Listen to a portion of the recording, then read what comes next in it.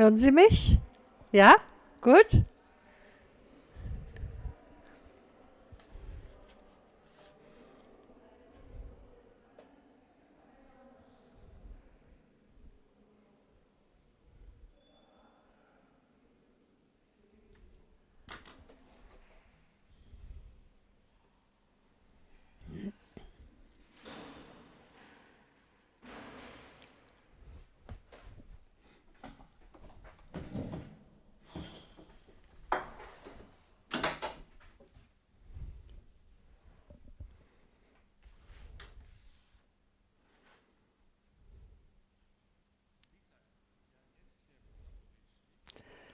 Herzlich willkommen. Ich bin kein Neusprecher.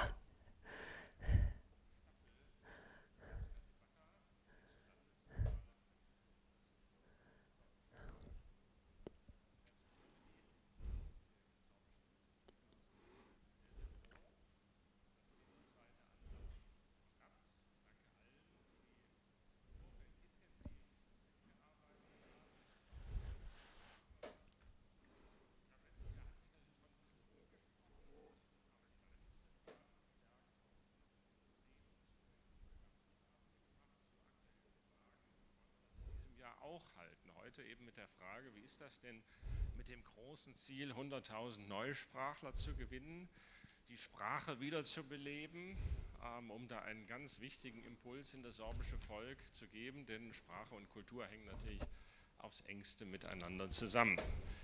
Dann geht es weiter. Am 3.4. treffen wir uns in Radibor und am 24.4. in Krostwitz, auch zu zwei wichtigen Fragen zur Schule und auch zur Frage Abwanderung, Rückwanderung. Was macht die Lausitz attraktiv, dass Sorbinnen und Sorben, die in die Großstadt und in andere Bundesländer ausgewandert sind, wieder zurückkommen? Was sind Gelingensbedingungen? Das hängt alles miteinander am Ende des Tages zusammen. Also wir freuen uns sehr auf die Debatten heute Abend auf dem Podium, auf die Debatten mit Ihnen. Ich freue mich sehr, Herr Stadtnig, dass Sie mit dabei sind. Herzlich willkommen Ihnen allen nochmal. Jetzt gebe ich ab an Frau Dr. Malinkova und Frau Dr. Jakobsowa. Vielen Dank für die gute Vorbereitung. Ich freue mich sehr auf die Debatte. Viel Spaß. Und Sie sehen, hier hinten sind Mikrofone. Im zweiten Teil der Debatte sind Sie dran mit Ihren Fragen, Anmerkungen und Debattenbeiträgen. Schönen Abend.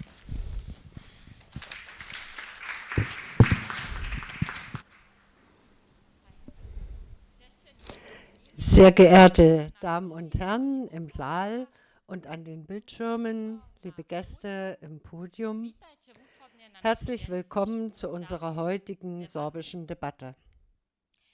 Sie steht unter der Überschrift Die Neusprecher, herzlich willkommen, 100.000 Neusprecher und wie weiter.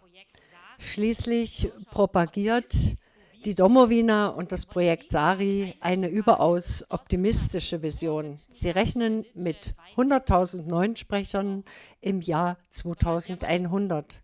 Aber wo werden sie sein? Hier in der Lausitz? Oder außerhalb?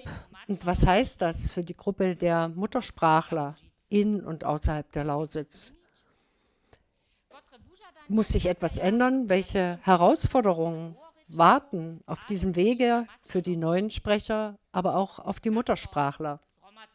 Wie verändert sich das Zusammenleben in der Lausitz, wenn es uns wirklich gelingt, diese Vision zu verwirklichen, diese beachtliche Anzahl an Neusprechern zu werben? Diese und weitere Fragen wollen wir heute mit unseren Gästen diskutieren und dann natürlich auch mit Ihnen. Zunächst wollen wir uns aber bedanken. Wir freuen uns, dass Sie unserer Einladung gefolgt sind und ich bestelle die Gäste im Podium vor. Neben Dr. Malink ist das Professor Dr. Nicole Dowowe-Rybinska. Sie ist Soziolinguistin und Kulturwissenschaftlerin an der Polnischen Akademie der Wissenschaften in Warschau. Sie forscht schon lange Jahre zum Thema Sprachweitergabe und zu Neusprechern. Und als solche begleitet sie auch die Bemühungen des Projekts SARI wissenschaftlich. Schön, dass du da bist.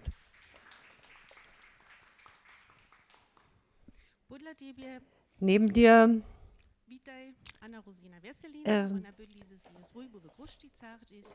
begrüßen wir Anna-Rosina Wesselina. Sie wohnt in Krostwitz, wo sie Sorbisch in der Familie des Ehemannes Sorbisch spricht. Und die Familie ist auch hier. Vielleicht wird sich Helenka mal melden. Sorbisch spricht sie mit ihren Kindern als Familien oder auch als Muttersprache. Und Anna-Rosina ist bekannt aus dem Film, bei uns heißt sie Hanka, von der Regisseurin Grit Lemke aus dem Jahr 2023. Schön, dass du da bist. Dann Dr. Fabian Kolfürst, er ist Sorabist und Abteilungsleiter der sprachwissenschaftlichen Abteilung des Sorbischen Instituts. Er stammt aus der Familie eines Neusprechers und engagiert sich stark im sorbischen kulturellen Leben. Herzlich willkommen. Und als vierte begrüßen wir Dr. Cornelia von Rudendorff-Pschewoski. Sie ist evangelische Pfarrerin in Bautzen und unterrichtet Religion am sorbischen Gymnasium. Gemeinsam mit ihrem Mann und 3 Kindern wohnt sie in Bautzen. Inzwischen lernt sie schon 3,5 Jahre Sorbisch. Ihre Kinder gehen in sorbische Schulen. Herzlich willkommen auch dir. Wir haben die Möglichkeit, heute, wenn euch Fragen schon im Vorfeld in den Sinn kommen, diese Fragen zu sammeln. Und wir freuen uns natürlich, wenn alle, die direkt hier sind, sich direkt melden. Aber wir haben auch einen Livestream und für all die, die über Livestream dabei sind, mögen den QR-Code nutzen und dort nutzen Sie den Livestream und geben Sie Ihre Fragen ein. Die Geschichte der Gewinnung neuer Sprecher sind in gewisser Weise schon alt und älter als Soria und Sari. Und ebenso alt ist wohl auch die Diskussion, wie man Sorbisch am besten lernen kann und ob man durch das Erlernen des Sorbischen auch ein richtiger Sorbe werden kann. Immer wieder gab es in der sorbischen Geschichte Einzelpersonen, die Sorbisch lernten. Unter ihnen beispielsweise der Herausgeber des Niedersorbischen Testaments, Johann Gottlieb Fabricius, oder der niedersorbische Grammatiker Johann Gottlieb Hauptmann oder der Herausgeber der Obersorbischen Handbibel und des Gesangbuches, dem beliebtesten Buch, Johann Gottfried Kühn. Im 18. Jahrhundert, ich bin Historikerin und deswegen auch ein bisschen dieser Exkurs. Wir haben also schon institutionalisierte Formen des gemeinsamen sorbischen Lernens. So lernten im Klixer Seminar und im Uister Stift Lehrer und Geistliche Sorbisch. Und sie wurden auch gleich in das sorbische Leben auf diese Art und Weise einbezogen. Sie hatten Gesangslieder und sie haben auf ihre Predigten sich vorbereitet und sind so auch sehr schnell auf diese Weise in die sorbische Arbeit und in die sorbische Publizistik einbezogen worden. Nach dem Zweiten Weltkrieg wurden in Göda gab es das sorbische Predikerseminar und Herr Friedrich Hendrich Immisch hat deutsche Geistliche im sorbischen Predikerseminar in Göda auf die sorbische Sprache vorbereitet und sie waren Multiplikatoren und heute könnte man auch sagen, sie waren eine Funktionselite. Und sie haben eben Lieder und religiöse Texte übersetzt. Wir machen einen kleinen Sprung.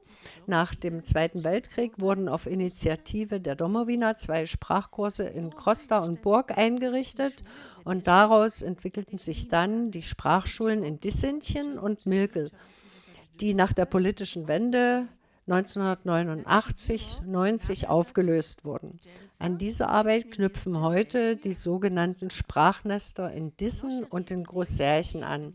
Die Träger dieser beiden Initiativen sind Soria, zu Deutsch Sonnenaufgang, und in der Niederlausitz, und SARI, das Netzwerk für sorbische Sprache und Identität, das sich auf die Oberlausitz richtet. Das Ziel der Soria-Protagonisten ist, dass die sorbische Sprache in der Niederlausitz wieder heimisch wird, und bis 2050 will man die Zahl von 1000 neuen Sprechern erreichen. Grundlage ihrer Bemühungen ist die Immersionsmethode, die bereits aus dem langjährigen Vitai-Konzept aus den 1990er Jahren bekannt ist. Das Projekt Domoj, zu Deutsch nach Hause, vom Netzwerk für sorbische Sprache und regionale Identität. SARI aus diesem Jahr arbeitet nach dem gleichen Prinzip.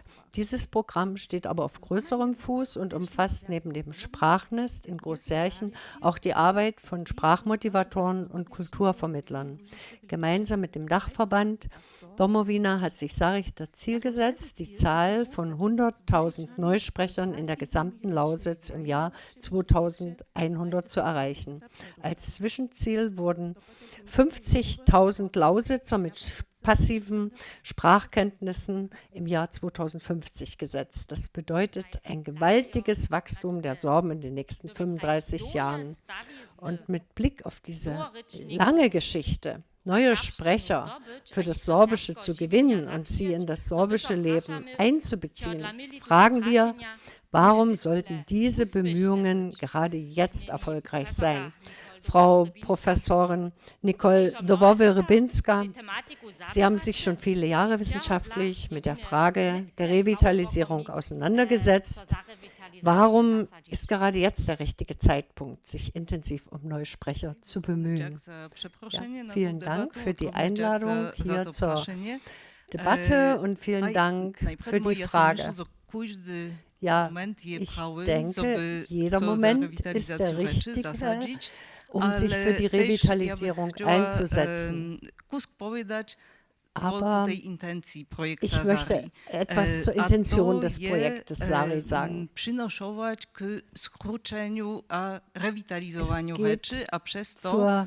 um die Revitalisierung und Festigung der Sprache.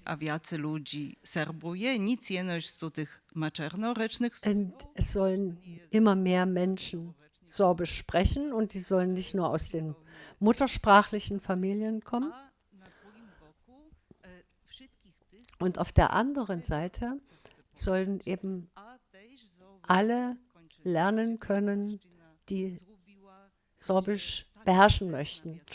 Und vor allen Dingen in den Gegenden, wo die sorbische Sprache nicht mehr so lebendig ist. Dort soll die Sprache wieder lebendiger werden. Und der Aktionsplan und das, was im Projekt SARI getan wird, ist nur ein kleiner Einfluss auf das ganze Geschehen. Das zeigt nur einige Aktivitäten für Einzelpersonen, für Vereine, für Institutionen und für diejenigen, also insgesamt, die sich beteiligen wollen an der Sprachrevitalisierung. Und die Revitalisierung ist nicht einfach nur die Arbeit eines Projekts, sondern es ist die gemeinsame Arbeit aller auf unterschiedlichen Ebenen. Und zurück zur Frage, warum denke ich, dass es heute gelingen könnte?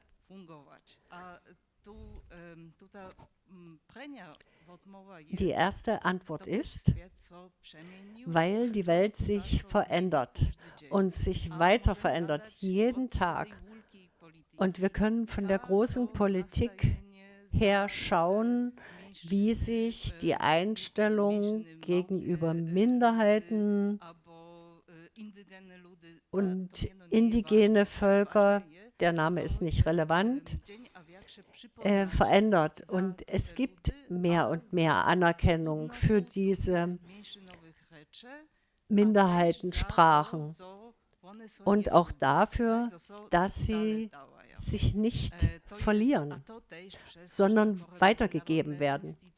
Und dafür gibt es inzwischen internationale Institutionen und Programme und das hat alles Einfluss. Und man sieht es ja auch am Maßnahmeplan im Freistaat Sachsen. Ja, also die Einstellung zur Mehrsprachigkeit zeigt das.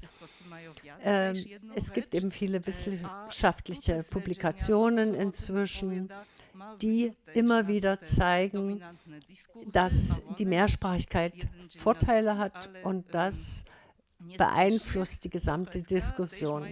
Nicht sehr schnell von einem Tag auf den anderen, aber mit der Zeit. Und man sieht es darin, dass Eltern zum Beispiel ihre Eltern auf so eine zweisprachige Schule schicken und sehen, dass es eine gute Sache ist. Und die Erfahrungen der Menschen ändern sich aber auch. Nicht nur im Hinblick auf kleine Sprache und dominante Sprache, aber auch im Hinblick darauf, dass es heute nicht mehr etwas Besonderes ist, dass man mehrere Sprachen hört. Und nicht nur in den sozialen Medien begegnet man verschiedenen Sprachen, sondern auch auf der Straße. Und je mehr die Exposition der Mehrsprachigkeit erlebbar ist, umso mehr ist sie auch akzeptiert. Und das sehen wir auch in der Lausitz. Also die Einstellung der Menschen in der Lausitz ändert sich auch. Und das ist ein brennendes Thema, die Revitalisierung der Sprache. Und das betrifft nicht nur die sorbischen Sprecher, sondern auch die deutschen Sprecher. Und es sind kleine Aktionen, Projekte, Programme.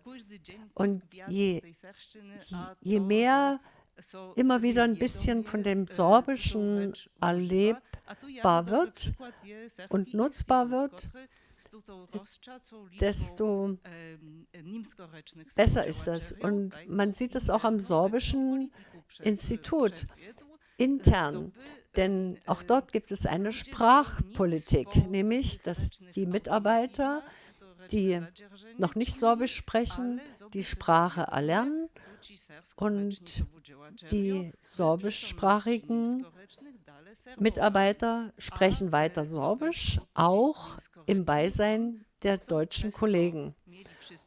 Und dadurch können sie das Sorbische auch schneller lernen.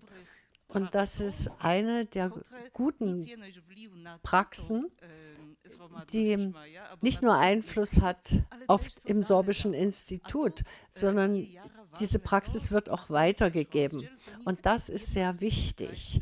Und das ist auch das Wichtige, dass nicht jeder etwas für sich selbst macht, sondern dass es eine massive Veränderung letztendlich gibt in der Sprachpraxis. Und wir haben mit Frau Dr. Cordula-Ratajczak so etwas vorbereitet. Und dort sind in unserem Paper solche Aktivitäten benannt, die den einzelnen Personen, den Vereinen, aber auch den Institutionen helfen sollen, lauter solche Initiativen umzusetzen, die dann zum Schluss sehr viele sind. Und so kann eben jeder etwas beitragen zur Sprachrevitalisierung. Ein kleiner Stein, darauf möchte ich gleich anbinden. Frau Wesselina, Sie sind deutsch aufgewachsen und Sie haben Sorbisch von Ihrem Mann gelernt. Und Sie haben sich dafür entschieden, dass Sorbisch die Sprache Ihrer Kinder ist. Welche Herausforderungen haben Sie dabei zu meistern und was ist das Schwierigste dabei? Vielen Dank.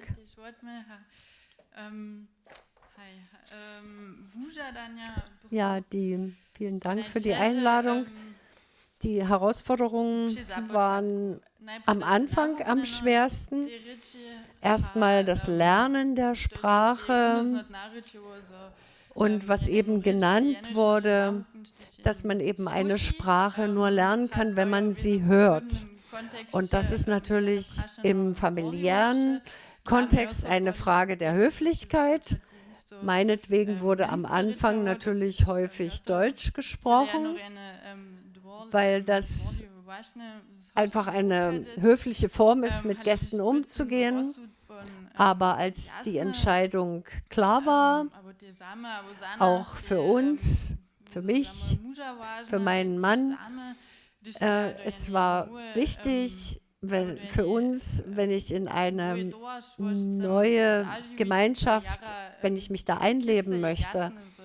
Und da war es ganz schnell klar, dass das Erlernen der Sprache dazugehört. Und es ist etwas schwer, das allen so zu verdeutlichen, dass das kein Problem ist, sondern dass ich mir das wünsche, dass mit mir und in meinem Beisein Sorbisch gesprochen wird.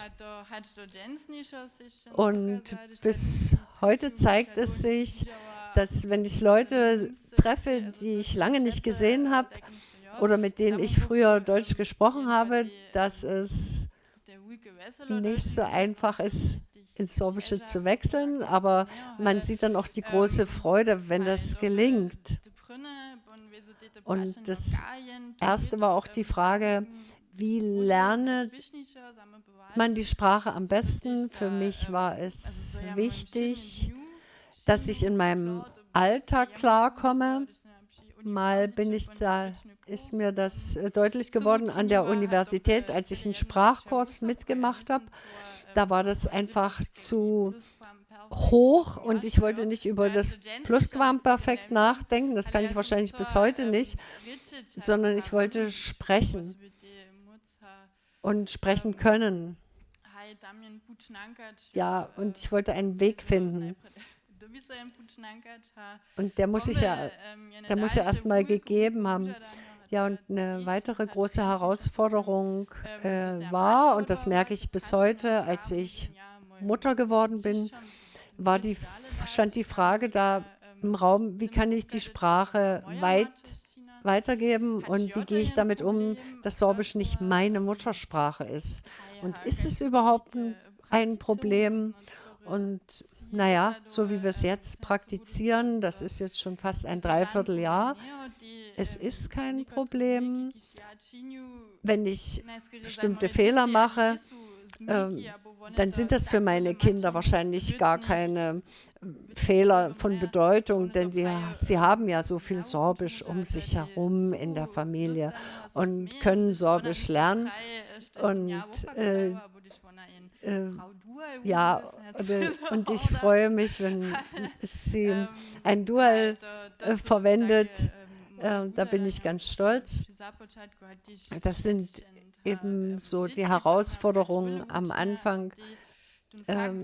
Und Kinder machen viel aus. Am Anfang konnte ich ja nicht lesen und es ist noch was anderes als zu sprechen. Und mit den Kindern ist es jetzt anders. Wir lesen jeden Abend ein sorbisches Buch. Und da merke ich auch, wie sich mein Sorbisch verbessert. Das ist ein ständiger Prozess. Das ist nicht so eine Sache, dass man eine Sprache von heute auf morgen lernt und dann ist es in Ordnung, sondern ich lerne jetzt schon ungefähr 7 Jahre.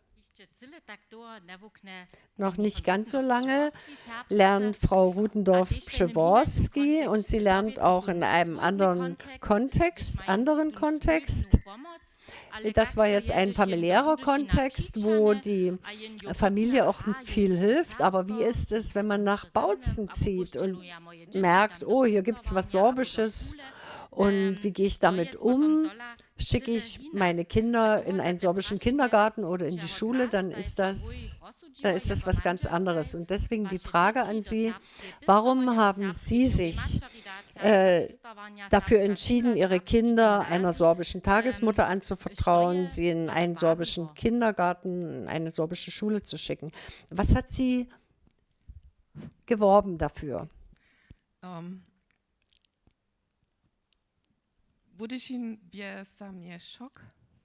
Bautzen war für mich ein Schock. Ich hatte meine Ordination in der Maria-Martha-Kirche und draußen las ich die Aufschrift Sorbenhass mit SS-Runen. Das war ein Schock. Warum? Warum gibt es so ein enges Denken? Das ist mir fremd. Ich bin in Dresden aufgewachsen, habe in Leipzig gelebt, in Dublin, in Prag. Ich habe mich auch um meine Kinder geängstigt und tue das bis heute.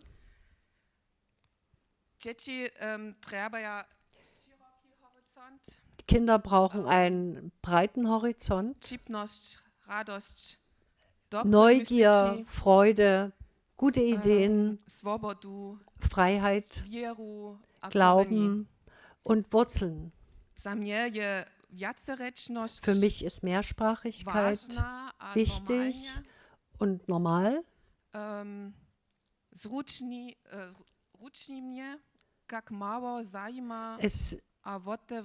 Ich bedauere es sehr, wie wenig Interesse und Offenheit und Neugier für Kulturen und Sprachen an Deutsche haben. Ich schäme mich auch dafür. Ich bin den Sorben dankbar, dass meine Kinder eine andere Kultur und Sprache kennenlernen können. Vielen Dank.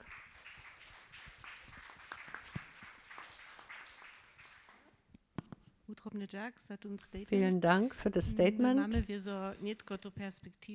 Wir haben jetzt natürlich die Perspektive der Neusprecher und möchten darauf schauen, welche Herausforderungen daraus für die Muttersprachler erwachsen. Wir sind mal optimistisch und gehen davon aus, dass es gelingt, 100.000 Neusprecher zu werben. Und etwas provokant hat sich die sorbische studentische Satirezeitschrift Zerschin, zu Deutsch Hornisse, auf der Skajowanka, dem traditionellen Studententreffen, gefragt, ob sich die katholischen Sorben das gut überlegt hätten und ob sie darauf vorbereitet sind, eine führende Rolle im sorbischen Volk den neuen Sprechern zu überlassen. Mit dieser Frage zeigen die sorbischen Studenten auf einen wichtigen Punkt. Damit muss man sich beschäftigen und auseinandersetzen. Und Fabian, was würde ein starker Zuwachs für heutige Muttersprachler bedeuten? Werden sich die Sorben ändern müssen, wenn sie über so eine große Anzahl an Neusprechern nachdenken? Ja, ich denke, niemand wird sich wundern, wenn ich darauf keine wirkliche Antwort habe. Und die Antwort kann auch ganz einfach sein, ja, die Sorben werden sich ändern, weil wahrscheinlich im Jahr 2100 das Leben sowieso ganz anders sein wird. Die Digitalisierung schreitet schnell voran und niemand weiß, was in 70 Jahren passieren wird. Das sind mindestens 2 Generationen, vielleicht sogar 3, die dazwischen liegen. Dennoch möchte ich einige Gedanken dazu äußern. Und ich denke, mir sind viele Gedanken durch den Kopf geschossen während der Vorbereitung. Vielleicht vergesse ich auch manche hier auf dem Podium. Aber zu Beginn möchte ich sagen, sagen, also am Anfang hat Lubina Malling gesagt, 100.000 Serben. Ich weiß nicht, was über mir steht, wahrscheinlich 100.000 sorbische Sprechende. Und das ist vielleicht eine wichtige Frage, die wir uns stellen müssen. Wollen wir 100.000 Sorben oder 100.000 Sorbisch Sprechende oder möchten wir beides? Das sind sehr unterschiedliche Sachen. Und ich denke, manche Leute würden sich dafür wahrscheinlich auch prügeln, dass sie sagen, wir sind Sorben, obwohl sie Sorbisch gar nicht sprechen können. Und das ist eine Perspektive, die für die katholischen Sorben schwierig ist. Aber es gibt solche Perspektiven. Und manche Leute sind eben sehr verletzt gewesen, wenn ein Obersorge ihnen einfach sagt, was ist denn an ihrem Sorbisch? Und die Betreffenden waren aber selber auf ihre Identitätsempfinden sehr stolz. Und sie haben dann geweint, waren einfach sehr traurig. Und darüber müssen wir nachdenken. Und das andere ist, ich kenne viele Sprecher des Sorbischen, die aber sich vielleicht nicht als Sorben bekennen. Und sie würden wahrscheinlich auch nicht als Sorben anerkannt werden. Ich weiß ja nicht, wie Nicole sich fühlt. Sie könnte vielleicht von der Sprache her als Sorbin anerkannt sein. Und so kenne ich auch viele in Tschechien, die sehr gut Sorbisch können, aber nicht als Sorben anerkannt würden.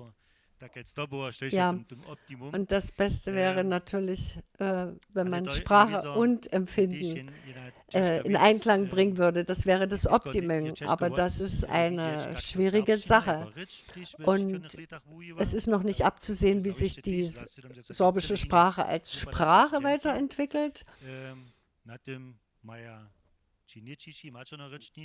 Da haben die Muttersprachler ihren Anteil daran und natürlich auch die Neusprecher. Das sind ganz normale Phänomene. Sprache entwickelt sich immer weiter, sonst ist sie tot. Und das wäre natürlich schade. Deswegen plädiere ich dafür, gewisse Veränderungen in der Sprache auch zu akzeptieren. Und es gibt sehr viele historische Germanismen, die wir heute im Sorbischen gar nicht mehr als solche empfinden. Und manche sind sehr stolz darauf, und dass sie sagen Tanzovac und wir sagen Reovac, aber das ist letztendlich auch ein deutsches Wort. Es kommt nämlich Reovac von Reigen. Und so gibt es eben immer Veränderungen und fremde Worte sind auch in das Sorbische hineingekommen. Das ist nicht das Problem. Das heißt nicht, dass Sorbisch nicht bedroht wäre. Aber wir müssen damit umgehen. Nun zu den 100.000 Neusprechern. Ja, sagen wir mal, die meisten von uns heute werden das Jahr 2100 nicht miterleben. Das sind also Menschen, die ab jetzt oder später Sorbisch sprechen werden. Ich habe mir mal die Statistik angeschaut für das sorbische Siedlungsgebiet im Kreis Görlitz und Bautzen, also nur mal bezogen auf Sachsen. Und es sind ungefähr 200.000 Sprecher, 200.000. Und das würde jetzt bedeuten, wie alle Sprecher in Hoyerswerda, Göda, also bezogen auf die ganze Lausitz, würde das bedeuten, dass jeder Zweite Sorbisch spricht. Und wollen wir jetzt, dass die alle in der Lausitz leben? Dann ist das so. Wenn wir mal die größeren Städte rausrechnen, also Kamenz, Hoyerswerda, Bautzen oder auch Elstra, bei Elstra sind zwei kleine Dörfer, die wenn man die alle rausrechnet, dann bleiben nur noch 80.000 Leute übrig, die hier leben. Das sind keine 100.000. Und damit zeigt sich schon, dass wir auch außerhalb der Lausitz die Sprecher brauchen, wenn wir 100.000 haben wollen. Die Niederlausitz ist jetzt nicht mitgerechnet. Dort sind auch andere Pläne und in größeren Schritten geht das voran. Und Cottbus, wenn wir sagen, ganz Cottbus soll Sorbisch sprechen, dann brauchen wir uns woanders nicht bemühen. Das wäre auch eine Option. Aber die Situationen werden unterschiedlich sein und wir werden in allen Gegenden neue Sprecher haben. Und ich hoffe, wir werden viele Neusprecher haben. Die Frage ist, ob es gelingt, dass diese Neusprecher miteinander verbunden sind, ob sie sich auch miteinander emotional verbunden fühlen, ob sie eine gemeinsame Basis finden. Denn ich kann mir ohne weiteres vorstellen, dass es nicht so schwer ist, 100.000 Sprecher in der ganzen Welt finden, die für ein bestimmtes Geld dann auch Sorbisch sprechen würden auf der ganzen Welt. Zumindest wäre das für manche sicherlich einfach, schnell Sorbisch zu lernen. Aber wenn in der ganzen Welt irgendwo Sorbisch sprechende Leute leben, dann wäre denen aber egal, was sich hier in der Lausitz abspielt. Und das wäre nun eine Sache, wenn also sehr viele Neusprecher außerhalb der Lausitz leben und hier das Kerngebiet wegfällt, dann wäre das schlecht. Und wir brauchen natürlich die Initiativen auch außerhalb der Lausitz, also in Dresden zum Beispiel. Denn in Dresden zum Beispiel kommen ja die Eltern auch sehr gern in die Lausitz und sie brauchen diese Relevanz der Lausitz, um in Dresden motiviert zu sein, Sorbisch zu sprechen. Also ich merke, ich spreche zu viel, aber das sind so die Gedanken, die gehen mir durch den Kopf und entscheidend wird sein, wie die Sorben miteinander verbunden sind. Jetzt haben wir noch nicht genügend eine Antwort bekommen auf die Frage, welche Herausforderung nun auf die Muttersprachler wartet. Und vielleicht kann darauf Nicole Dwory-Rybinska noch mal antworten. Ja, also mit Blick auf mehrere Minderheitengruppen in Europa und ich würde sagen, überall, wo dieser Prozess der Revitalisierung, wo er abläuft und die traditionellen Sprecher, und ich würde lieber diesen Begriff nutzen als Muttersprachler, denn das können auch unterschiedliche Identitäten und Probleme bedeuten. Also die traditionellen Sprecher fühlen sich bedroht. Und das ist ganz normal, wie Fabian das gesagt hat. Einerseits haben sie Angst um die Sprache, dass durch den massiven Einfluss der Neusprecher, dass die Sprache plötzlich komisch liegt, dass die Wörter nicht richtig sind, dass die Deklination komisch klingt oder fehlerhaft ist. Dann ist das eine Angst, dass die Sprache der Neusprecher das richtige Sorbisch, das sogenannte richtige Sorbisch, verdirbt. Und die andere Angst ist aber auch, dass durch die Neusprecher sich die Identität der Sorben ändert bei den traditionellen Sprechern, die ja sehr individuell verbunden sind mit dieser Lokalität, mit dieser Gemeinschaft. Aber ich denke mir, am Ende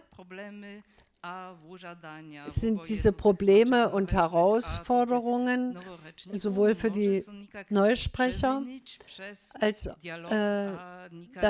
und Muttersprachler, dass die überwunden werden können durch einen Dialog und durch das gegenseitige Verständnis füreinander. Und dass wir eben auch Verständnis haben für die Ängste der traditionellen Sprecher, aber dass wir eben auch darüber nachdenken, wie wir mit den Neusprechern umgehen. Denn es ist ja nicht einfach, mit jemandem zu sprechen, der große Probleme hat, einen ganzen Satz zusammenzubringen. Und da fällt man eben ganz schnell dann auch wieder in das Deutsche. Aber der Sinn von Kommunikation ist ja, dass man erfolgreich ist im Austausch. Und deswegen muss man verstehen, dass es wichtig ist, dass Muttersprachler in der Sprache bleiben gegenüber den Neusprechern, aber es ist nicht einfach, das durchzuhalten. Und die Neusprecher haben natürlich auch Schwierigkeiten, in der Sprache zu bleiben. Es ist viel Kraft nötig, um die Sprache zu erlernen. Und mitunter spüren die Neusprecher natürlich auch diese Ablehnung der traditionellen Sprecher. Und da sind wir eben bei dieser Frage des gemeinsamen Basis. Und deswegen müssen wir sprechen über den möglichen Dialog. Und man kann sich eine perfekte Welt vorstellen und in dieser Welt, der perfekten Welt, sprechen die traditionellen Sprecher, die konsequent mit den Neusprechern Sorbisch. Und mit dem Ziel, dass die Neusprecher eben fließend sprechen lernen. Und die traditionellen Sprecher müssen eben auch die Neusprecher akzeptieren, unabhängig von den Ängsten, wie sich die Gemeinschaft ändern wird. Denn so wie Fabian das gesagt hat, jede Gemeinschaft ändert sich sowieso und nicht nur durch die Neusprecher. Und wir können uns ja viele sorbische Gemeinschaften vorstellen. Das muss nicht nur die katholische Gemeinschaft sein. Und das können katholische Gemeinschaften sein, die sich an Traditionen beteiligen. Aber es kann auch eine Gemeinschaft speziell für die Neusprecher sein. Also Fabian hat schnell die großen Städte eliminiert aus seiner Gedankenwelt. Aber wir müssen schon davon ausgehen, dass viele Neusprecher in den Städten sind. Und schon diese Akzeptanz oder die Akzeptanz dafür ist wichtig für eine sorbische Gemeinschaft. Denn du hast gefragt, ist es überhaupt möglich, dass jeder die gleiche Beziehung zur Sprache hat? Nein, das ist nicht möglich. Also es wird so sein, dass zum Teil eben auch die Leute sich verbunden fühlen, nur dadurch, dass sie die Sprache sprechen. Ja, also ich wollte die Städte nicht einfach aus der Karte rausradieren, sondern ich gehe schon davon aus, dass Leute auch in den großen Städten Sorbisch sprechen. Und unsere Institutssprachpolitik wurde ja schon angesprochen. Und was uns dort am meisten schwerfällt, und das betrifft ja die Frage der Muttersprachler. Ja, das ist das Allerschwerste, dass den Muttersprachlern fällt es am allerschwersten, bei der Sprache zu bleiben. Und wir haben das alles so beabsichtigt, dass der andere Deutsch antworten kann, aber die traditionellen Sprecher in weiter Sorbisch antworten. Und ich sehe nicht das Hauptproblem bei den Lernenden. Da haben wir wirklich große Fortschritte. Und meiner Meinung nach schafft das Sorbische Institut hier sehr viel und produziert die meisten Neusprecher in den letzten Jahren. Aber das würde viel besser und schneller gehen, wenn es den traditionellen Sprechern leichter fiele, beim Sorbischen zu bleiben. Also es ist herausfordernd für beide Seiten, so wie Hanka das sehr gut gemacht hat in ihrer Familie. Sie hat eben immer aufgefordert, dass die anderen beim Sorbischen bleiben. Und das war ja auch effektiv, wie sich gezeigt hat. Jetzt hat sich gerade was Schönes gezeigt und darauf werden wir dann antworten. Ja, ich möchte nochmal die Frage geben an Anna Rosina. Du hast es offenbar geschafft, diesen Mechanismus zu überwinden, dass man mit dir Deutsch spricht. Kannst du eine Erfahrung weitergeben? Was hat gut funktioniert? Ja, das muss ich ehrlich sagen, das ist die Gemeinschaft und der Wille meines Mannes. Der hat mich sehr unterstützt und am Anfang war es sehr interessant. Unsere erste Kommunikation war, dass er Sorbisch geschrieben hat. Und ich habe mir das übersetzen müssen mit verschiedenen Mitteln. Also Sotra gab es wahrscheinlich nicht. Ich glaube, ich habe es noch mit Soblex wahrscheinlich gemacht. Ja, das waren die Anfänge. Und dann gab es auch mal so eine App, Sorbisch Light, und da konnte man so kurze Sätze hören, wie heute ist es schönes Wetter oder die Sonne scheint, es regnet, so ganz einfache Sachen oder so Fragen wie, wo ist das Haus der Sorben? Und es war sehr gut für das Sprachgefühl. Das ist so, dass es dann auch leichter fällt, beim Zuhören zu erleben, wo beginnt ein Wort, wo hört es auf, dass man das besser heraushört. Und das war ganz der Anfang. Und dann konnte ich die ersten Wörter und mein Tipp wäre, also wer es wirklich lernen will, der muss sich die Verben anschauen. Das ist das Einzige, was ich so richtig gelernt habe. Machen, essen, diese ganz einfachen Verben, das muss man beherrschen und dann hat man auch die Chance, dem Gespräch zu folgen. Und dann habe ich mir jeden Tag überlegt, wenn wir abends telefoniert haben, dann habe ich mir immer überlegt, was habe ich heute gemacht, was kann ich erzählen. Und natürlich am Sonntag, wenn meine Schwiegermutter hat mir dann ganz langsam erzählt und alles erklärt und immer wieder und nochmal. Und dann hat sie es vorgemacht und Sorbisch kommentiert und da braucht man eine sehr geduldige Familie. Und es funktioniert, wenn alle das wollen. Aber es gibt auch in der näheren Familie die Leute, die Jahre brauchen und bei Familienfesten immer noch Deutsch sprechen. Auch wenn man Sorbisch antwortet, sprechen sie trotzdem noch Deutsch mit mir. Und da appelliere ich, dass man ein Selbstbewusstsein bei denen aufbaut, die Sorbisch lernen, aber auch bei den Muttersprachlern, dass es normal ist und dass man das annehmen kann, dass man in der Sprache kommuniziert und dass es nichts Komisches ist. Man hat die Herausforderung, dass jeder Sorbe auch nicht 1000%ig richtig Deutsch spricht.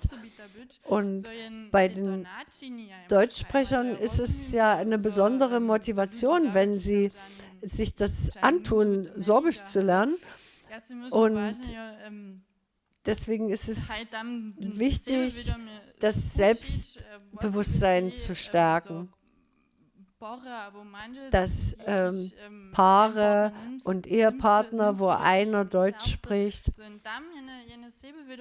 dass in denen ein Selbstverständnis, Selbstbewusstsein gibt, dass es ganz normal ist, dass auch in anderen Ländern zweisprachig agiert wird und dass man sich eben, dass es normal ist, dass man sich eigentlich auf dem Deutschen nicht ausruhen kann. Und man kann ja auch woanders einen Partner kennenlernen, wo man die Sprache lernen müsste, wenn er eine andere Sprache spricht. Und ich denke, wenn man sich hier solche Utopien antut und man sich fragt, wo sollen denn die Leute herkommen,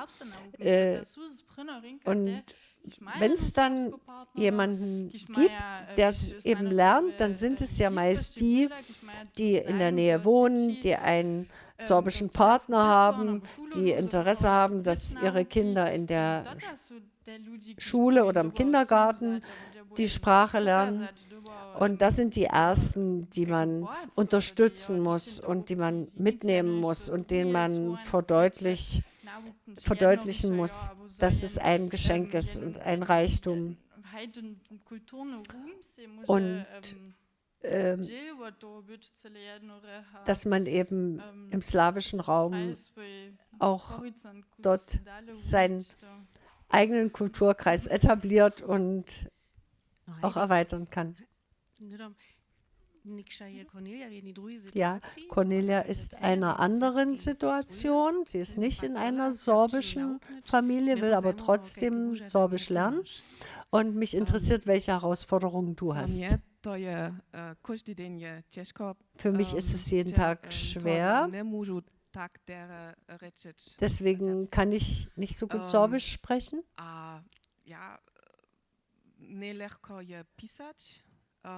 Es ist nicht einfach zu schreiben. Oder nee, es ist am einfachsten zu schreiben, denn da gibt es Sotra.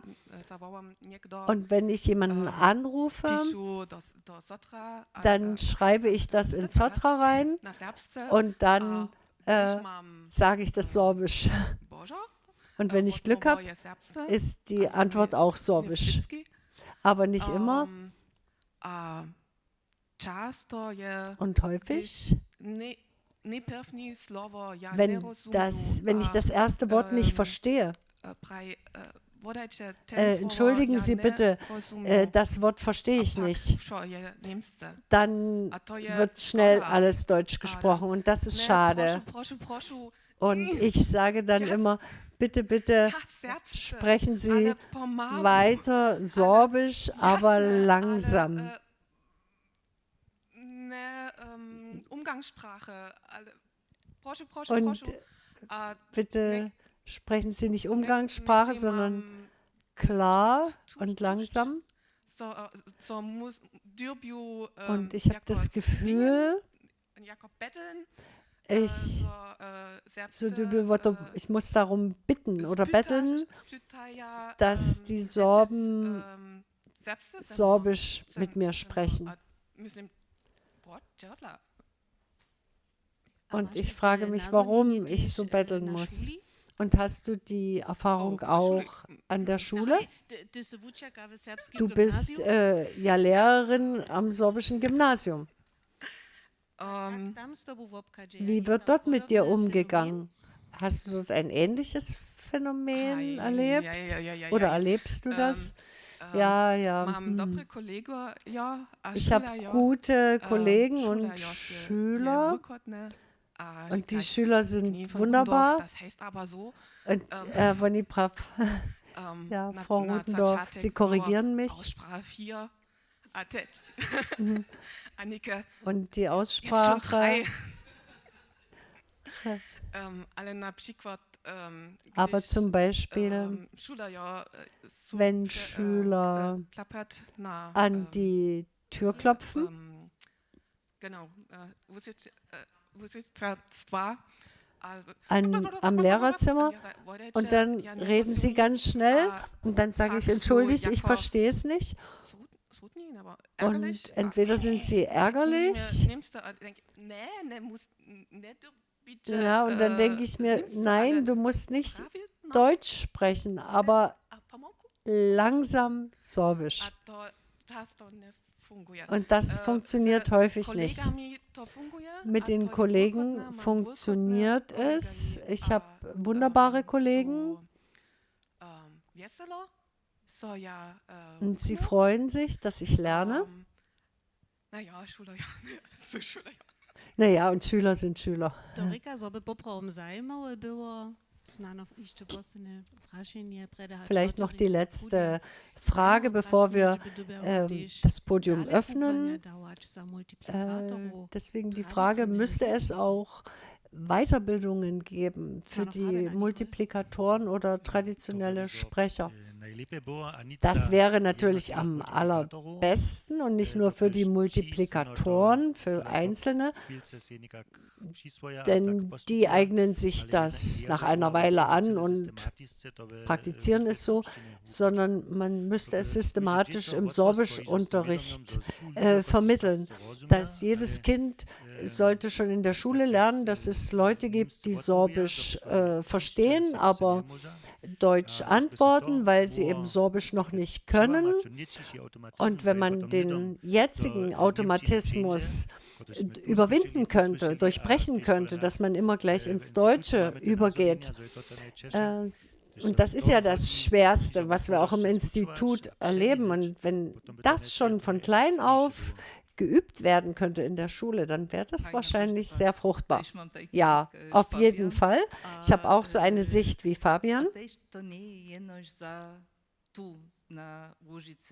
Und das trifft auch nicht nur für die Muttersprachler in der Lausitz zu, das ist auch bei anderen so. Zum Beispiel bei den Friesen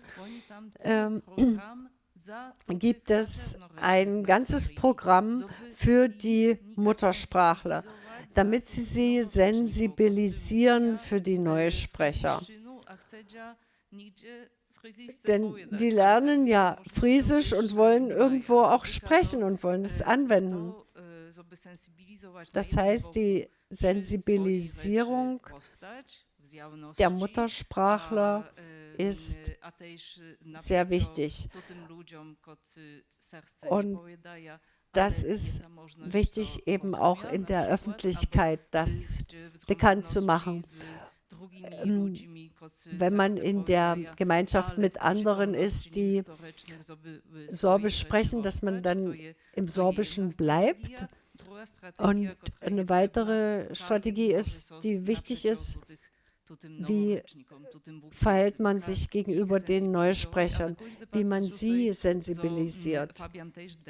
Und ich denke, Fabian hat das gut berichtet, dass hier die Schule auch eine wichtige Rolle spielt, dass man also Schüler nicht trennt, sondern dass man schon hier so eine sorbische Gemeinschaft bildet und nicht so die Gemeinschaft der traditionellen Sprecher und dort die aus den deutschen Familien, sondern diese Schüler aus den deutschen Familien haben auch das Recht, Sorbisch zu sprechen und sich damit zu identifizieren. Vielen Dank. Wir sind ganz pünktlich. Wir haben unsere Stunde jetzt im Podium diskutiert und es ist jetzt wirklich Zeit, euch zu fragen hier im Saal, ob ihr Fragen habt oder ob ihr Erfahrungen habt, die ihr mit uns teilen möchtet. Und das gilt natürlich auch für das Publikum an den Bildschirmen. Aber jetzt ist das gerade schwarz hier. Jetzt sehen wir das.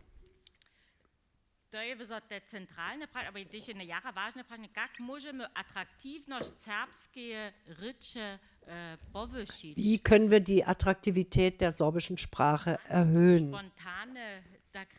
Hat jemand spontan ein Rezept, eine Antwort auf diese Frage? Ja,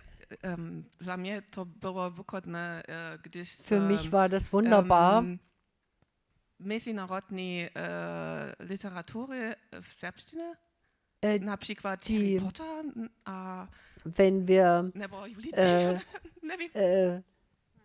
In Sorbisch Weltliteratur erleben würden, wie Harry Potter oder Bücher von Judice. Sind Fragen im Raum, bevor wir vorne auf die antworten? Ich möchte noch etwas zum Prestige, zur Attraktivität sagen. Ich denke, wenn die sorbische Sprache verwendet wird und jede Person, die in die Lausitz kommt und weiß, dass jeder hier auch Sorbisch sprechen kann, dann kann das erfolgreich sein. Wenn niemand aber in der Öffentlichkeit Sorbisch spricht, dann und es nur begrenzt bleibt auf die Sorben, Vereine und kleine Lokalitäten, dann ist die Sprache nur für die schon Sorbisch Sprechenden da. Und wichtig sind Konferenzen, auch für nicht Sorbisch Sprechende. Und man muss nur einfach Sorbisch sprechen und sich um entsprechende Übersetzungen kümmern.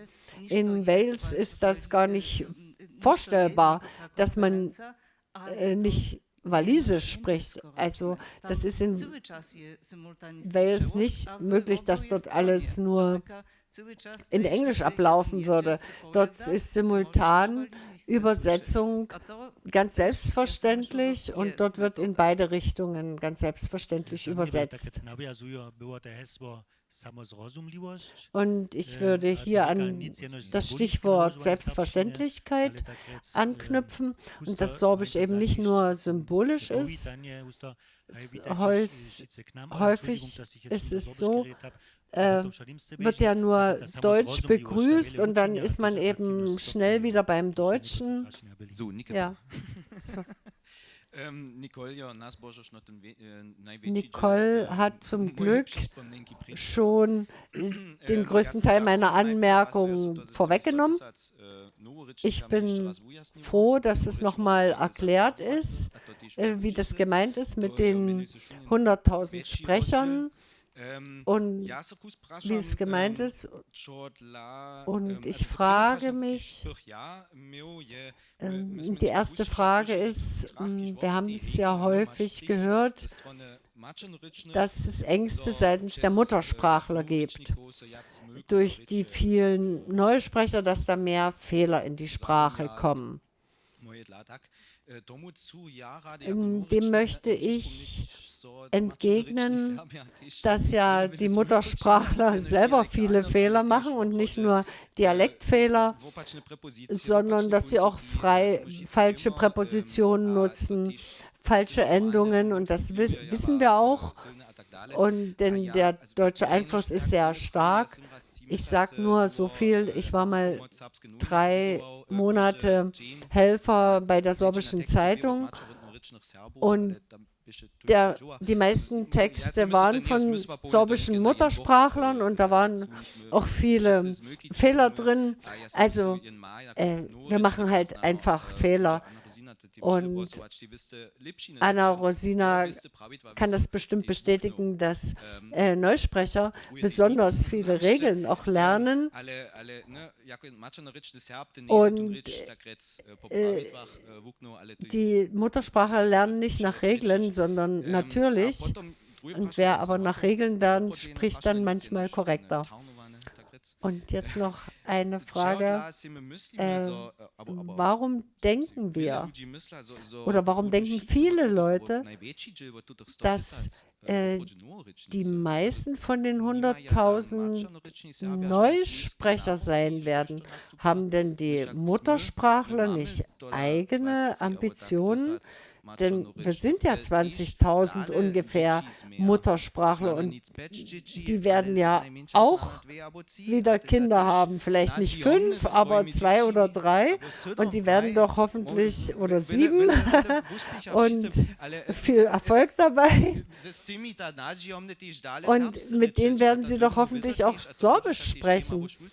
Und da kann man ja auch vom Schulwesen sprechen, aber wir dürfen doch nicht vergessen, es gibt doch schon Sprecher und auch wenn wir dort von Problemen sprechen müssen, die wir nicht zur Seite schieben können.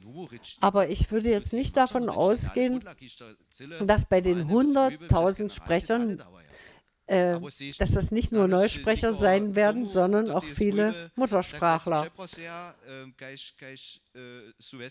Und ich hoffe, dass sorbische Familien, wie das Wesselitz gemacht haben, dass sie eben auch zu Hause die Sprache pflegen, auch wenn ein deutscher Partner dazukommt und so wie das auch bei mir funktioniert in der Familie. Wir sprechen ja auch Sorbisch. Wir sammeln noch Fragen. Noch eins. Ich sehe eine große Quelle für die Neusprecher im sorbischen Gymnasium.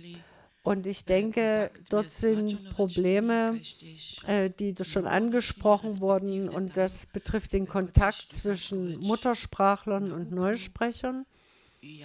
Und ich bin der Meinung, dass das sorbische Gymnasium von außen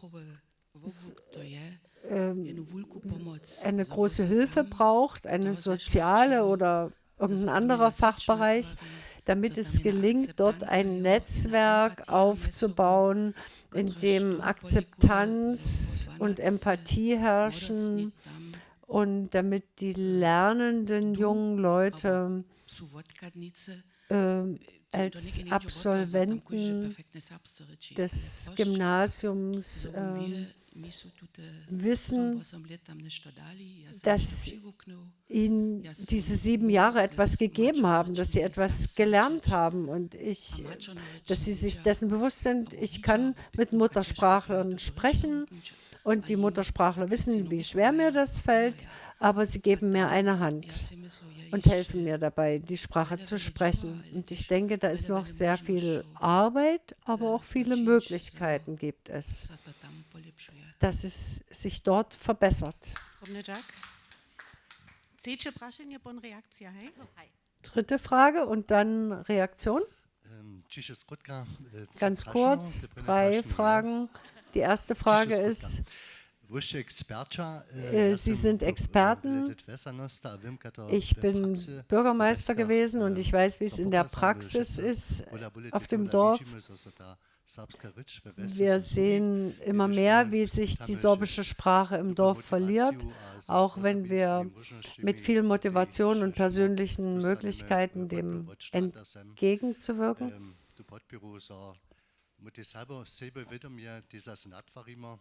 Wir wollen auch das sorbische Bewusstsein wieder stärken und deswegen die Frage, wie können wir die Angst nehmen? Unseren Leuten die Angst nehmen, den Männern und Frauen, die Sorbisch sprechen und verstehen, die aber sagen, naja, ich spreche ja nicht perfekt. Oder ich spreche nicht Sorbisch. Das ist ein Potenzial, das einfach noch da ist.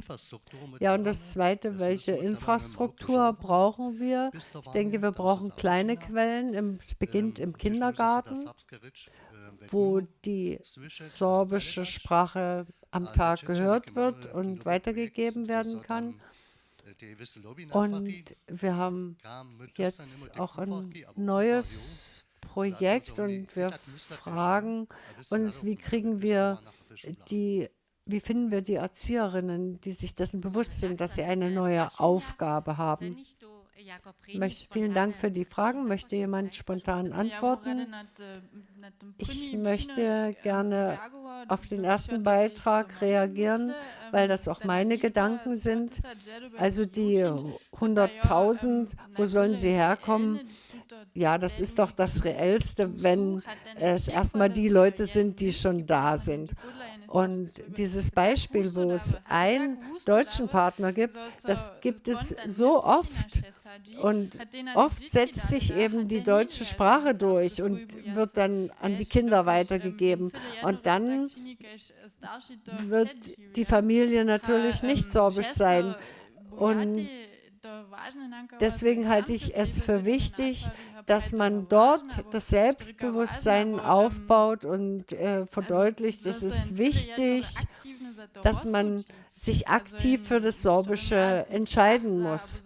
und dass man den Leuten die Angst nimmt und die Vorteile zeigt, wenn man als zweisprachiger Mensch komplexer denken kann und dass man im Leben ein aktiver Teil sein kann, diesen Reichtum des sorbischen Lebens zu demonstrieren. Und ich frage mich immer, wer sieht nicht diesen Reichtum in den sorbischen Dörfern, wo das Leben noch so eine heile Welt ist und wo die dörflichen Strukturen noch sehr lebendig sind und junge Leute sich zum Tanz treffen. Ich kenne das nicht aus meiner jugendlichen Zeit auf dem Dorf. Und für mich sind das die Gründe, warum ich es meinen Kindern weitergeben möchte. Und weshalb ich auch den Familien in den Randgebieten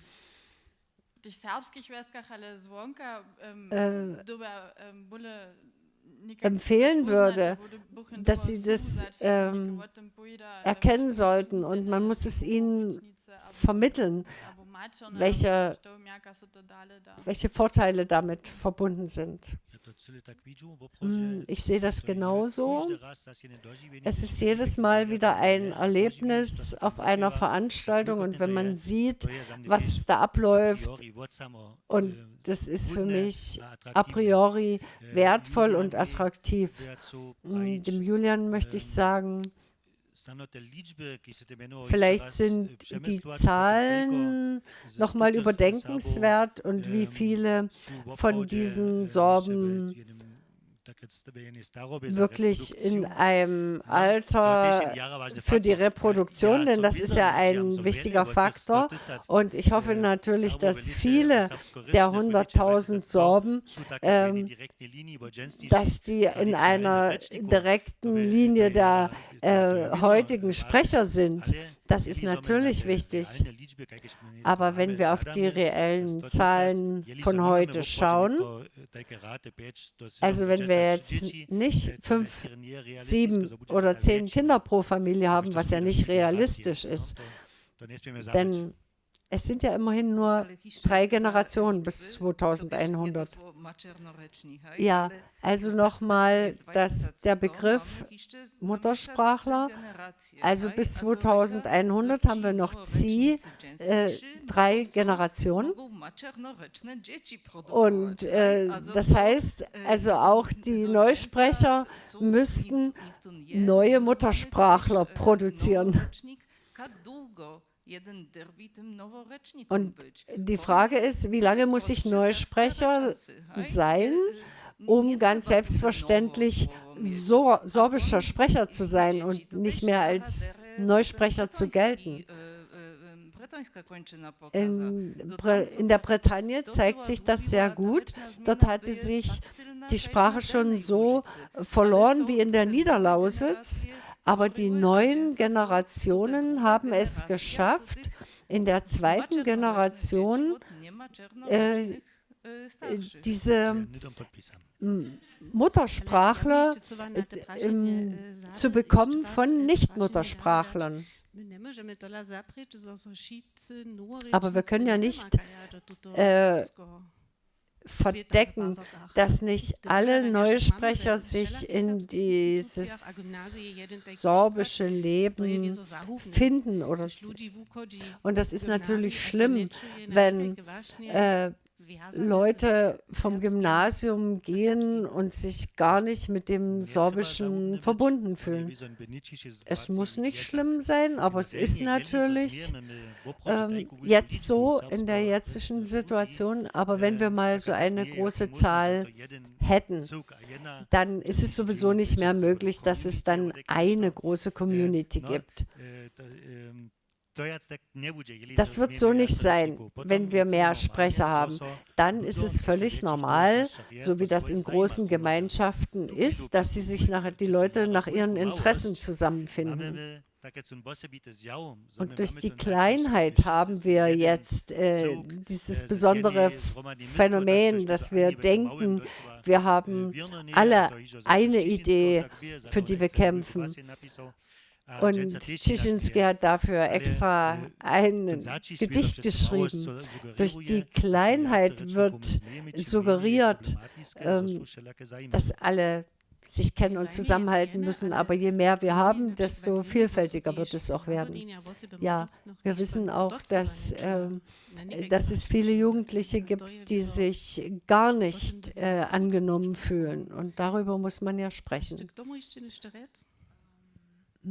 Möchtest du dazu etwas sagen? Das ist schwer.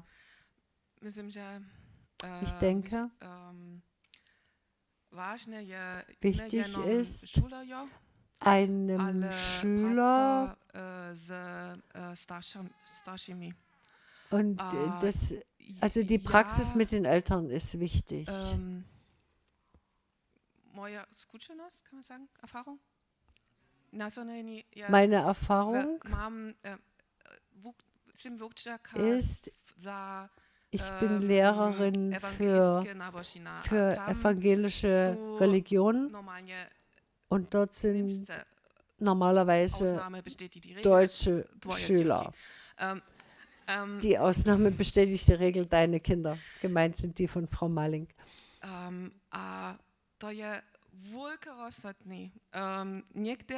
Und das ist ein großer Unterschied. In der 5. Klasse heißt es, ihr müsst das Vaterunser Sorbisch lernen. Und manche sagen, kein Problem. Und manche sagen, ich will das nicht. Und das passiert, wenn Eltern sagen, das ist wichtig, dann ist es kein Problem. Aber wenn die Kinder sagen, ich will nicht hier sein,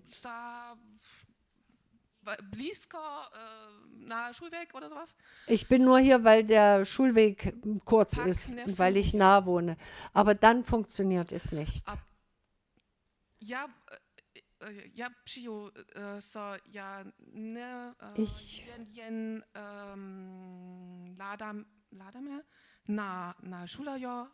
wünsche mir, dass wir nicht nur auf die Schüler schauen, sondern auch auf die Eltern.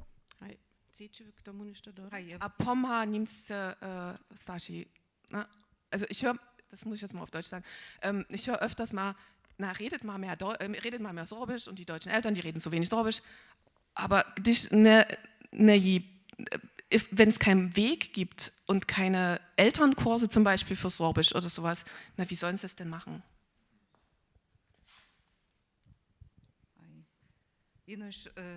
Nur 2 Sätze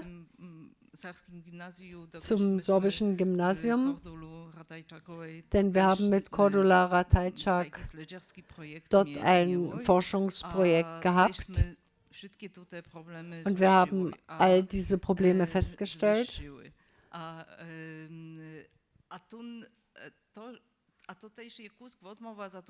Und das ist auch ein bisschen eine Antwort bezüglich der Infrastruktur. Erstmal ist wichtig eine Sprachpolitik, damit jeder nach seinen Regeln und sozialen Normen entsprechend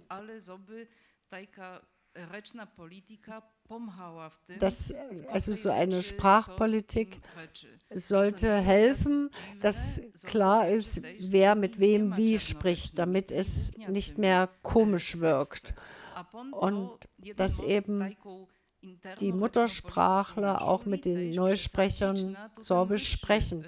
Und dann kann man das auch auf höherem Niveau durchsetzen. Man muss sich fragen, was ist überhaupt wichtig in der Lausitz? Ist so eine allgemeine Sprachpolitik wichtig, die alle Bürger anspricht und ihr Leben. Und eigentlich muss man alle irgendwie sprachlich organisieren. Durch das Bildungssystem muss man das vermitteln, durch die Arbeitswelt, durch soziale Medien. Und man muss auch die Vorteile erklären. Welche Arbeit kann ich bekommen, weil ich Sorbisch kann? Und die Menschen müssen erleben, dass sie mit den sprachlichen Entscheidungen nicht allein stehen, sondern dass es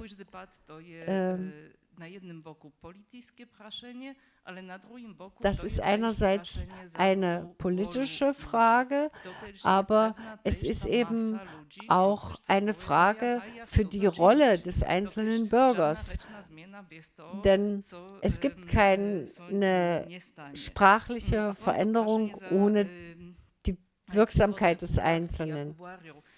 Und nun ist die Frage bezüglich der nächsten Kindergärtnerinnen. Und das ist jetzt nicht die Aufgabe des SARI-Projekts, aber es ist eben zum Beispiel die Frage der Leipziger Universität, ob sie es schafft, Lehrer auszubilden, die das gelernt haben, mit dieser Sprachpolitik umzugehen. Also auch an der Universität ist eine Veränderung nötig.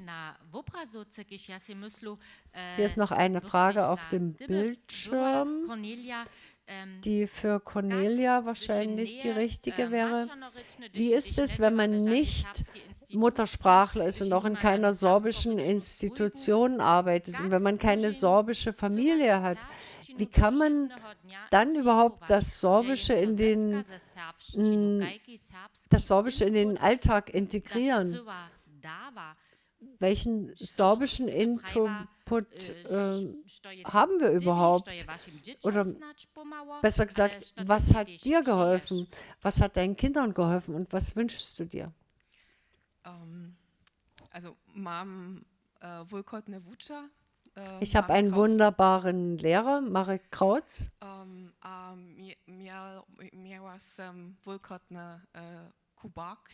Und ich hatte auch gute Erzieherinnen für die Kinder im Kindergarten und im sorbischen Hort. Der sorbische Hort ist wunderbar. Ich habe geduldige Freunde.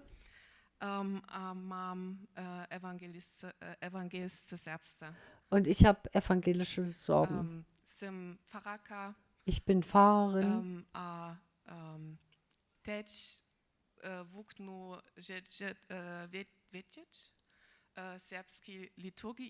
Und so lerne ich die sorbische Liturgie. Das ist anspruchsvoll. Aber Jan Malling ist ein guter Lehrer. Und es existiert. Es gibt ein evangelisches Wochenende in Heinewalde. Das ist ein gemeinsames Wochenende wie ein Sprachcamp. Genau.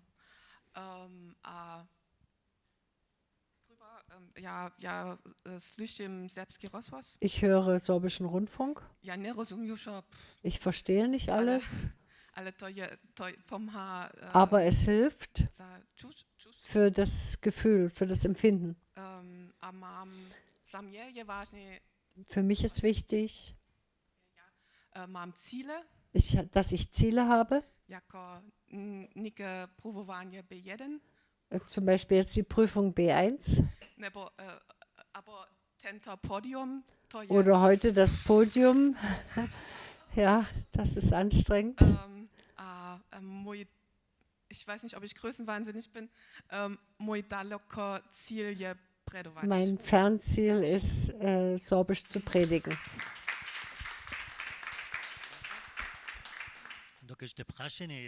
weil die Frage stand, dass, weil hier auch die berechtigte Kritik kam, dass Niedersorbisch hier so wenig eine Rolle gespielt hat. Ja, die Niedersorbisch ist in einer noch viel schwierigeren Situation. Sie haben die Möglichkeit, noch zu erleben, wie Leute Sorbisch sprechen. Und das viel mehr als in der Niederlausitz. Dort gibt es wesentlich weniger Sorbisch sprechende Menschen. Und die Antwort ist, sucht euch Sorbisch sprechende Partner und redet mit ihnen so viel wie möglich. Und niemand verbietet natürlich den Neusprechern auch untereinander Sorbisch zu sprechen. Und das ist in der Niederlausitz der einzige Weg. Denn wenn das nicht passiert, dass die Neusprecher untereinander Sorbisch sprechen, dann ist es vorbei. Denn es ist so, dass eigentlich alle, die heute Niedersorbisch sprechen, fast Neusprecher sind. Und sie sprechen untereinander Sorbisch. Das ist dort wirklich der einzige Weg. Ich möchte unseren niedersorbischen Zuschauern an den Bildschirmen, denn wir haben ja hier den Fokus auf das Obersorbische, dann muss ich sagen, der Veranstalter ist eben die Landeszentrale für politische Bildung in Sachsen und wir konzentrieren uns eben jetzt wirklich hier auf die Oberlausitz. Und das ist kein Ausschluss der Niederlausitz, denn auch dort wäre so eine Debatte sinnvoll und fruchtbar. Also wir wollen das Niedersorbische nicht ausschließen, aber heute liegt der Fokus eben auf das Obersorbische gerichtet. Ich möchte ergänzen, wie können wir im täglichen Leben genügend sorbischsprachigen Input bekommen? Ja, es ist viel geschehen in den letzten Jahren und meine persönliche Erfahrung ist, dass es gar nicht so einfach ist, mit Neusprechern in der Niederlausitz Obersorbisch zu sprechen. Das ist nochmal eine andere Herausforderung. Also auch ich bekomme häufig eben als Obersorbin auch die Antwort, dass man mich nicht versteht, wenn ich Obersorbisch spreche. Denn wir haben ja auch überlegt, wo sind Schwierigkeiten und da ist es eben auch wichtig, darauf zu achten. Und es gibt je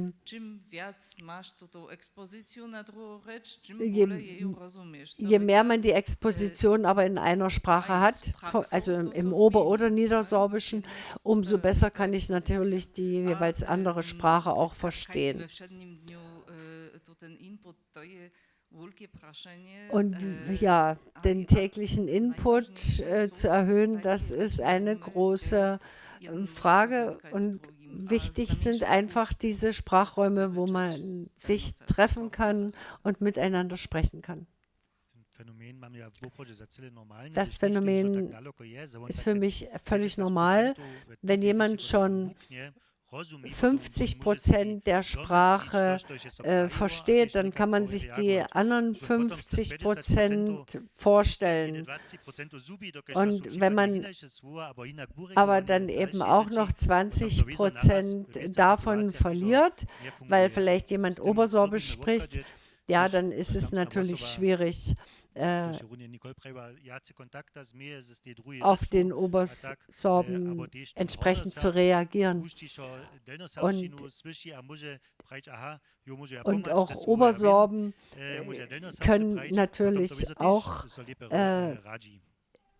sich im Niedersorbischen trainieren und dann gelingt der Austausch auch besser.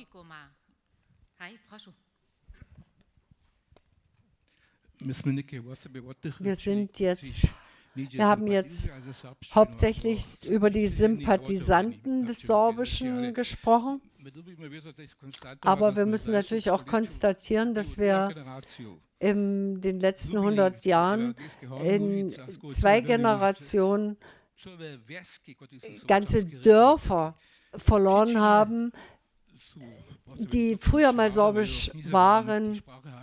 Und es gibt ja von Micha Wauder das Wort, warum ich meine Sprache hassen lernte.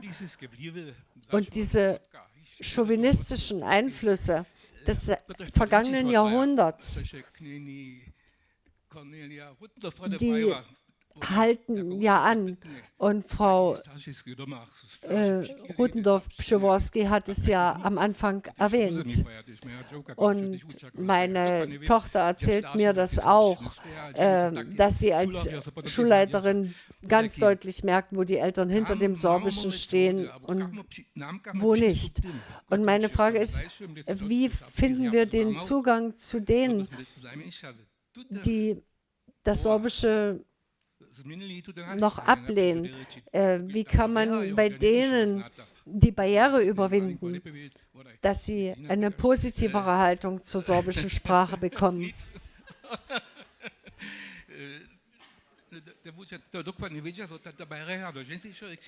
Denn viele wissen ja, dass es die Barriere nach wie vor gibt. Ja, eine Idee, dass bei manchen Minderheiten gibt es das auch, dieses sprachliche Trauma, das sehr stark ist, vor allen Dingen bei denen, die viele negative Erfahrungen hatten mit der Sprache und die gezwungen waren, die Sprache abzulegen oder zu wechseln. Das ist eine große Frage, wie man mit solchen Leuten arbeiten kann. Aber die Frage ist, wie kann ich eben mit der zweiten und dritten Generation arbeiten? Und das ist etwas anders, denn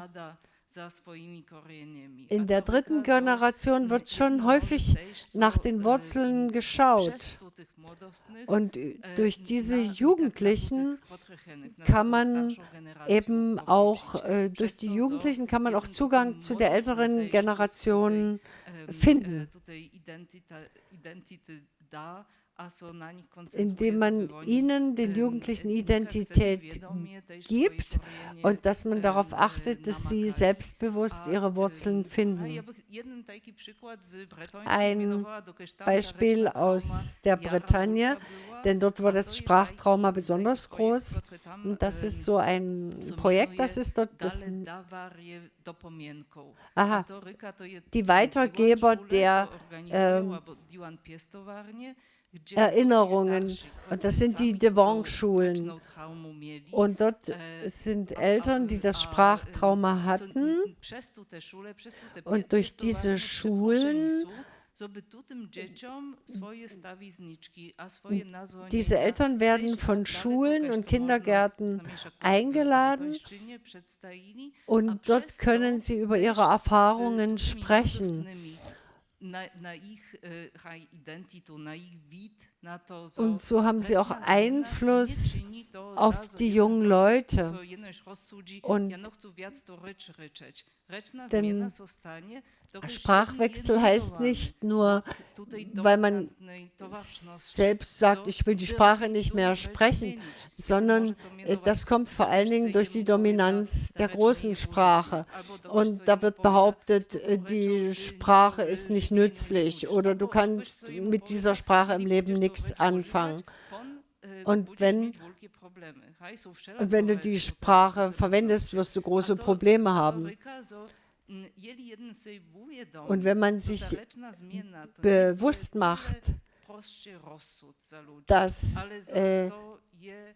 der Sprachwechsel nicht einfach eine Entscheidung der Leute war, sondern dass es ein sozialer Einfluss war, der auf sie gewirkt hat, dann kann die dritte Generation dagegen sich auflehnen und eine Resilienz entwickeln und eigene Methoden entwickeln, sich zu wehren. Und das ist in diesem Projekt wunderbar, dass die Transmission zwischen den Generationen dort gut gelungen ist, dass eben dort die Eltern gar nicht die Sprache weitergeben konnten, sondern dass das durch die junge Generation gelungen ist, die Revitalisierung. Und ich denke an das Programm der Bösen Jungs, eine Gruppe, Kabarettgruppe, und sie waren in Solschwitz und es ist auch längst nicht mehr alles dort ist längst nicht mehr alles Sorbisch, und diese Gruppe hat Autogramme vergeben. Und die deutschen Kinder haben dann gefragt, wie kann ich denn um das Programm bitten? Und denn alle waren begeistert von diesem Programm der Bösen Jungs. Und es kann natürlich auch andere Projekte geben, wo was Interessantes in Sorbisch passiert. Oder was ich im vergangenen Jahr erlebt habe, das war in Prischwitz ein Singerabend, und wo man gedacht hat, da kommt niemand, und dann sind 70 Leute gekommen und alle Bratwürste waren aufgegessen. Und die Leute sind bis nachts um 1 geblieben, und das ist 2-mal gelungen. Und das kann eben an verschiedenen Stellen passieren, dass plötzlich etwas Tolles passiert und wo man mit Elan etwas startet und der Funke überspringt, und dann kann plötzlich dadurch auch das Interesse für das Sorbische geweckt werden. Ich beziehe mich auf die Frage, herzlich willkommen, denn ich habe nicht wirklich den Eindruck, dass Fremde überall herzlich willkommen sind. Du sagst ja, dass manche das eben nicht alle akzeptieren, mit dir Sorbisch zu sprechen. Und ich habe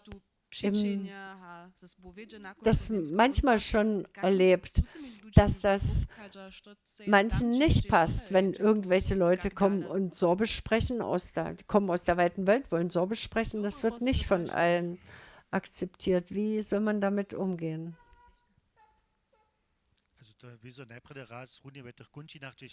Also besonders in den Gegenden, wo man so selbstverständlich Sorbisch sprechen kann, dort gibt es natürlich diese typische Angst, und die ist auch berechtigt. Ich weiß nicht, wie es in Crostwitz ist, dort ist der Anteil der Sorbischsprachigen viel größer, aber es ist schon ein Unterschied in Panschwitz, zwischen Panschwitz und Kuckau.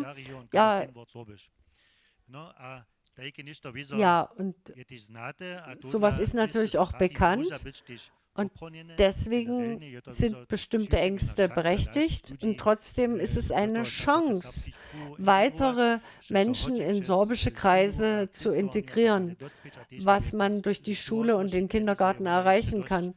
Und noch gibt es ja auch die sorbische Gesellschaft, die hinreichend stark ist. Und man kann bestimmte Mechanismen überwinden. Ich würde jetzt nicht sagen, dass die katholischen Sorben besonders ablehnend sind. Es tut mir leid, ich muss das jetzt auf Deutsch sagen.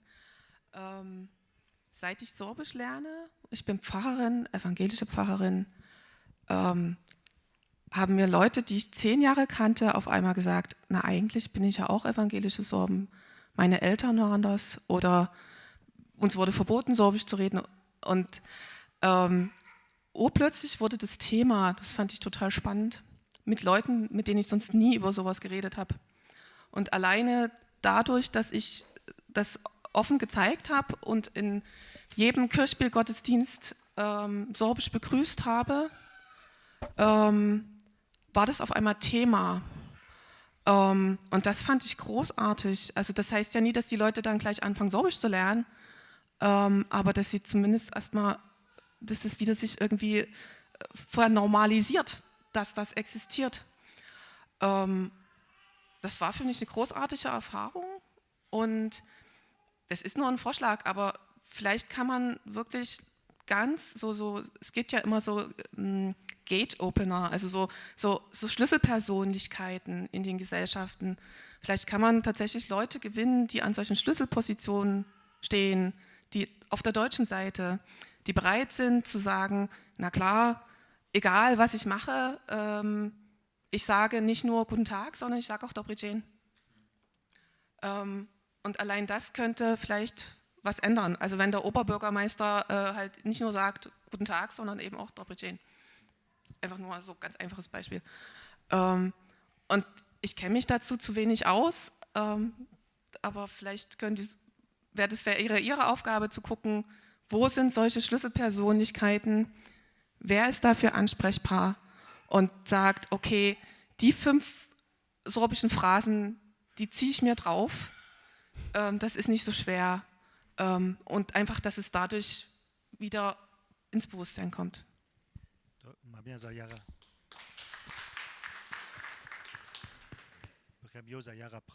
Das halte ich für ganz richtig, aber ich würde es nicht beschränken auf Schlüsselpersonen, sondern jeder von uns ist so eine Schlüsselperson. Ganz einfaches Beispiel von meinem Bruder.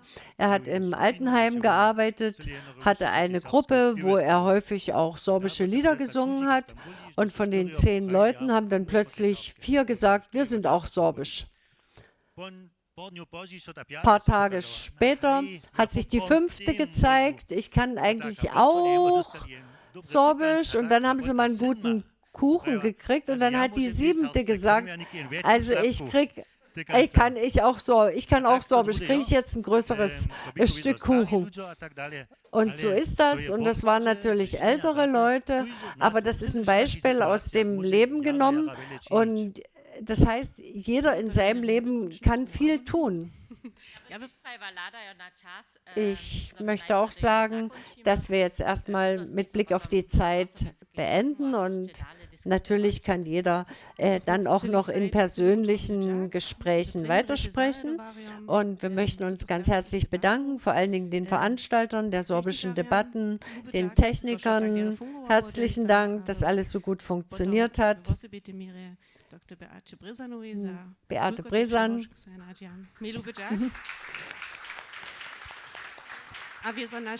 Und natürlich unseren Gästen auf dem Podium.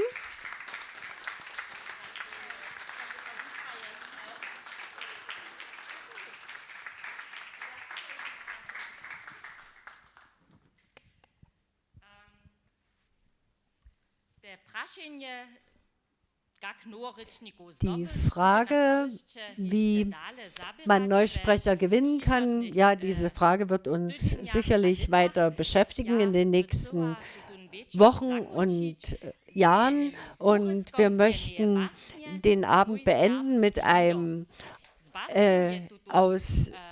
Gedicht von Jan Wouter.